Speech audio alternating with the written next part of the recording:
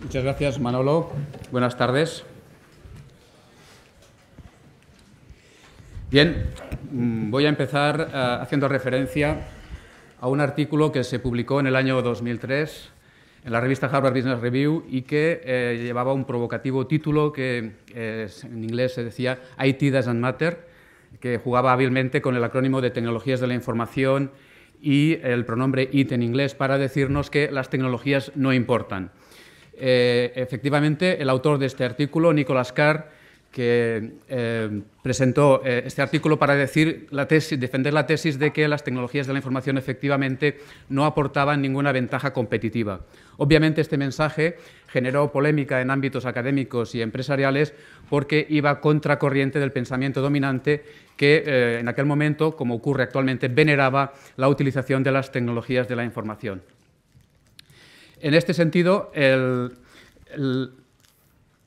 decíamos que generó polémica en medios empresariales. Sin embargo, cuando se analiza el artículo de Nicholas Carr, enseguida se descubre cuál es el juego del autor que, mediante la provocación, pretendía generar una cierta polémica o una cierta reflexión. Pero cuando se analiza en profundidad el artículo, uno se da cuenta de que en el fondo lo que estaba diciendo no es que las tecnologías no fueran importantes, no fueran relevantes, es justo lo contrario. Estaba elevando la importancia de estas tecnologías al máximo nivel hasta situarlas en infraestructuras. De manera que una organización que quiera ser mínimamente competitiva en un determinado mercado, en un determinado sector, obligatoriamente estará forzada a utilizar las tecnologías que son recurrentes en este sector. Si este planteamiento lo adaptamos, lo ponemos como ejemplo en algún sector específico, como puede ser el de la intermediación turística, podemos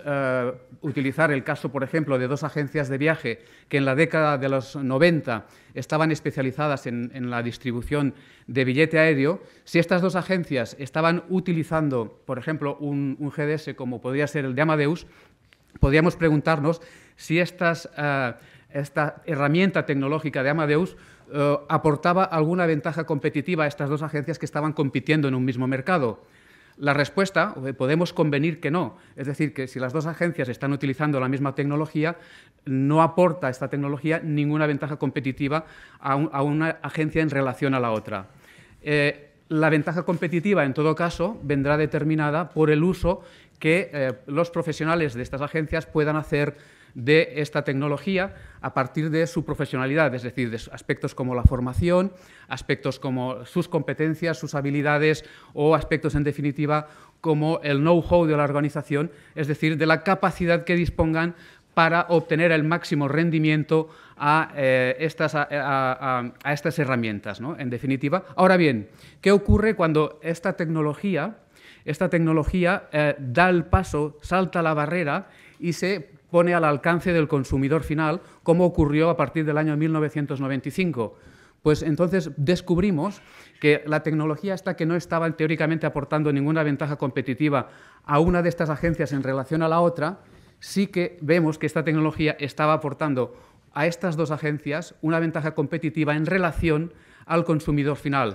Un elemento que dentro de la cadena de valor estaba situada al final de la cadena, que desde el punto de vista de la competencia no se tenía en cuenta y que en este nuevo entorno gana en posibilidades para participar en esta cadena. Es decir, es aquí donde nace, se sitúa el origen de lo que podemos denominar el nuevo paradigma de la intermediación turística, en un esquema conceptual en el que se dibujaron escenarios en los que parecía que los proveedores iban a tener un acceso directo y fácil hacia el consumidor final, en esto que se ha llamado procesos de desintermediación, que parecían que apuntaban que en este nuevo escenario se podían dibujar. Yo recuerdo que en la década de los 90, en el año 95, asistí a una conferencia en la que un consultor norteamericano con grandes dotes de comunicación y persuasión afirmaba, pronosticaba de manera categórica que en 10 años no existirían agencias de viajes.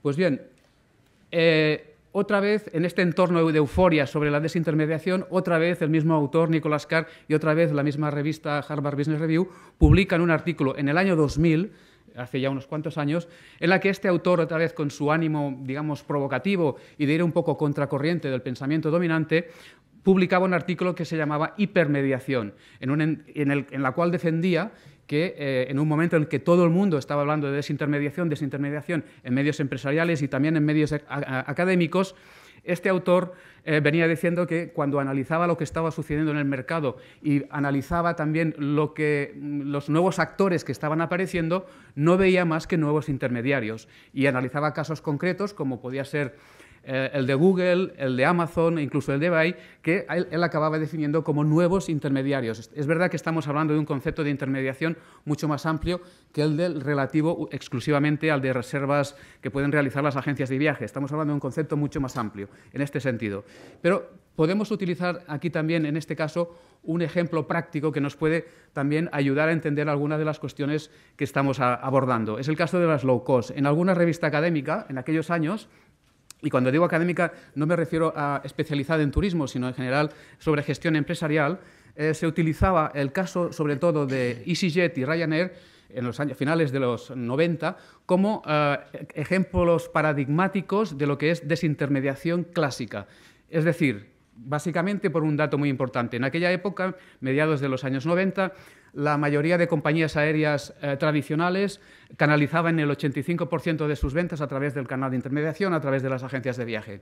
Pues bien, Ryanair y EasyJet, cuando instauraron su modelo de negocio de bajo coste, prácticamente todo lo vendían solo a través de Internet, es decir, todo era venta directa. Era efectivamente un caso clásico de desintermediación. Ahora bien, ¿qué ha ocurrido? ¿En qué podemos dar la razón a este artículo? Pues que esta desintermediación clásica tan radical, como hemos visto todos con el paso del tiempo, se ha ido flexibilizando, se ha ido reduciendo, de manera que vemos que muy rápidamente lo primero que hicieron EasyJet y Ryanair, que no olvidemos menospreciar, no solo no tuvieron en cuenta, sino que en algunos casos menospreciaron la intermediación, muy pronto ellos en sus propios portales empezaron a hacer de intermediarios, a introducir en su oferta la posibilidad de reservar hoteles, de reservar rentacar, etcétera, etcétera, en definitiva, de actuar como intermediarios puros. Y no solo esto, como todos sabemos, en los últimos años empezó EasyJet a trabajar con agencias de viaje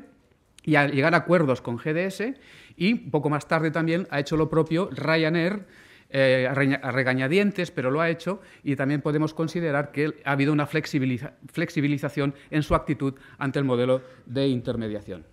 Bien, ¿qué ha ocurrido en estos 20 años desde que aquel consultor al que hacía referencia había dicho que había pronosticado que las agencias de viaje iban a desaparecer del mercado, que iban a desaparecer en definitiva?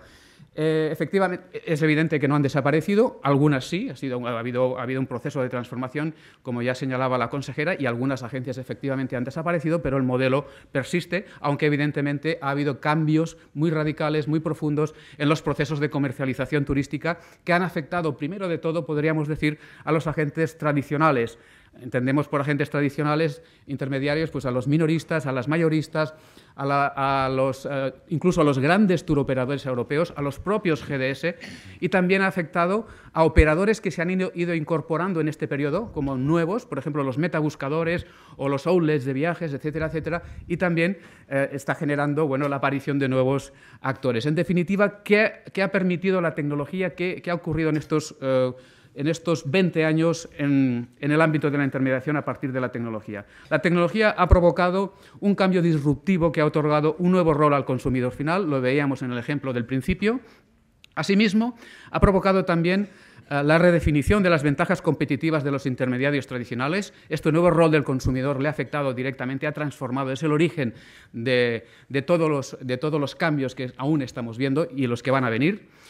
Y, evidentemente, la tecnología ha promovido también el surgimiento de nuevos intermediarios con nuevas propuestas de valor y modelos de negocio.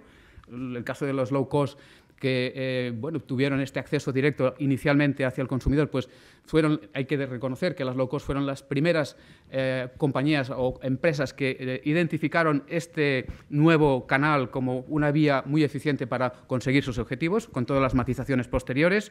Y también, y este es un aspecto fundamental, es el papel del proveedor. Es decir, hay un replanteamiento en el ámbito de los proveedores de las estrategias de distribución. Claro, ellos veían entre la venta directa, el sueño, podríamos decir, de la venta directa, que sería lo ideal para muchos, vender el 100% de sus productos y servicios de manera directa, y la multicanalidad, que está entre el sueño de la venta directa y la multicanalidad, que no es más que la realidad que se está dibujando. Es decir, están surgiendo muchos nuevos canales, nuevas fórmulas, y parece que vamos hacia allí. En todo caso, lo discutiremos ahora en la mesa.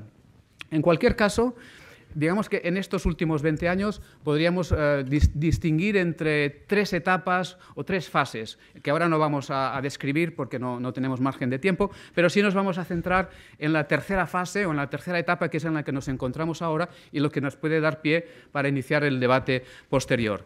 Digamos que entre estos movimientos estratégicos que se han producido en los últimos tiempos destacan algunos. Los que hay aquí son orientativos, indicativos, pero son realmente significativos. Por un lado, el proceso de concentración que se está produciendo en el ámbito de las agencias virtuales, las agencias online, las OTAs, de ámbito global, en torno a 2 grandes grupos, que son Expedia y Priceline, y todas las empresas que están asociadas a estos 2 grandes grupos, por ejemplo, en el caso de Booking, que con su poder en el ámbito de las reservas hoteleras, etcétera, etcétera. Este es un aspecto muy importante. Un segundo aspecto, elemento a considerar, pues es el papel que está jugando una empresa, una organización como Google, que ya aparecía como uno de los grandes actores en aquel artículo de Nicholas Kerr y que ha llegado ya a introducirse en el mercado turístico con productos concretos como Google Flight o como Hotel Finder, etcétera, etcétera. Para muchos Google no es más que un buscador que canaliza sus ingresos a través de la publicidad, y obviamente es mucho más que esto. Para mí es una organización dedicada a la investigación y desarrollo al I+D, y que desde nuestra perspectiva nos afecta en 2 ámbitos: la capacidad que tiene para trabajar lo que ahora se denomina Big Data, que en el fondo es la gestión de la información, de los datos que obtiene de sus usuarios y de toda la potencialidad de sus sistemas de gestión. Y otro dato también muy importante, clave para el futuro, es el tema de las tecnologías vinculadas a la movilidad. Esta empresa, esta organización, pues aquí ha empezado a jugar, y creemos que va a jugar, un papel importante. Y no solo en el ámbito del turismo. Lo que ocurre en el turismo ocurre también en otros ámbitos, el mundo editorial o, por ejemplo, el mundo de la banca.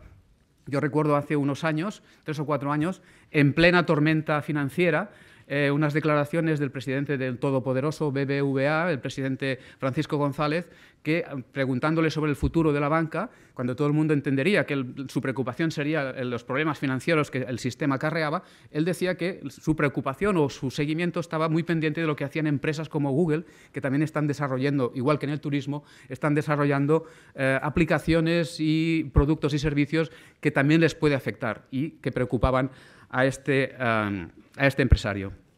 Bien, ya de modo muy rápido también, últimamente hemos visto también que otro gigante surgido de la era de Internet, de esta economía digital, Amazon, también se ha incorporado al mundo del turismo con la presentación de productos y servicios específicos. Una llegada que en algunas áreas se ha preguntado cómo es que Amazon entra ahora en este segmento turístico. La pregunta no sería esta, la pregunta sería cómo es que ha tardado tanto, porque se daban las condiciones para que lo hiciera y quizá está llegando un poco tarde, aunque no va a tener problema. Igualmente, el modelo de negocio de Amazon tiene su equivalente en el mercado asiático, como es el caso de Alibaba, que también está entrando muy fuerte en el ámbito del turismo, y aquí va a haber cambios.